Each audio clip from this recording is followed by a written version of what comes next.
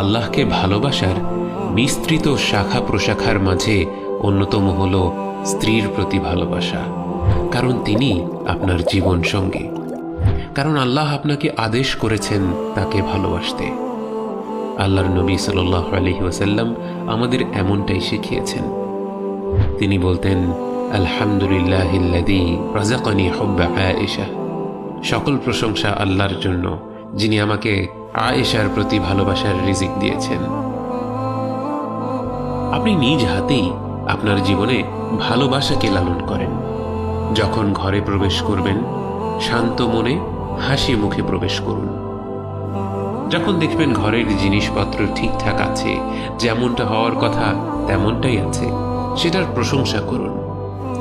কোনো কোনো স্বামীরা আছেন, আল্লাহ তাদের ক্ষমা করুক, পরিষ্কার পরিচ্ছন্ন ঘরে ফিরছেন, ফিরে দেখছেন তাদের স্ত্রী সেজেগুজে তাদের ঘরে স্বাগত জানাচ্ছে, অথচ তারা স্ত্রীর সাথে হাসি মুখে কথা না বলেই হয়তো বলে উঠবেন, কই খাবারটা দাও।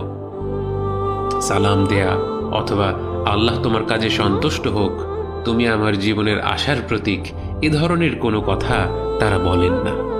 কিন্তু একজন স্বামীর উচিত তার স্ত্রীর সাথে সুন্দরভাবে কথা বলা।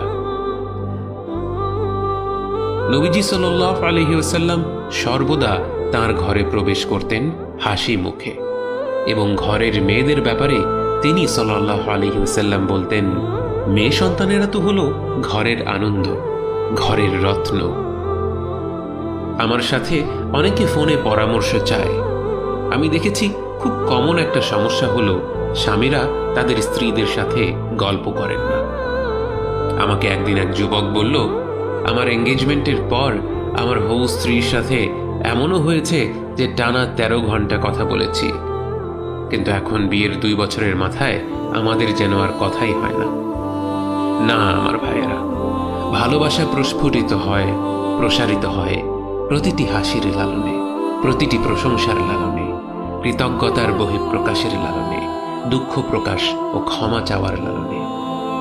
আপনার জীবনের সাফল্য নির্ভর করবে 4টি বিষয়ের উপর: আপনার রবের আনুগত্য, আপনার পরিবারের দায়িত্ব সুন্দরভাবে পালন করা, নিজের কাজকর্ম সৎভাবে করা এবং সুস্বাস্থ্য বজায় রাখা। এই 4টি বিষয়ের দিকেই খেয়াল রাখতে হবে ভাইয়েরা। আংশিক সাফল্য বলে কিছু নেই, বরং এই সব কিছু সামষ্টিকভাবে আপনাকে সাফল্য এনে দিবে।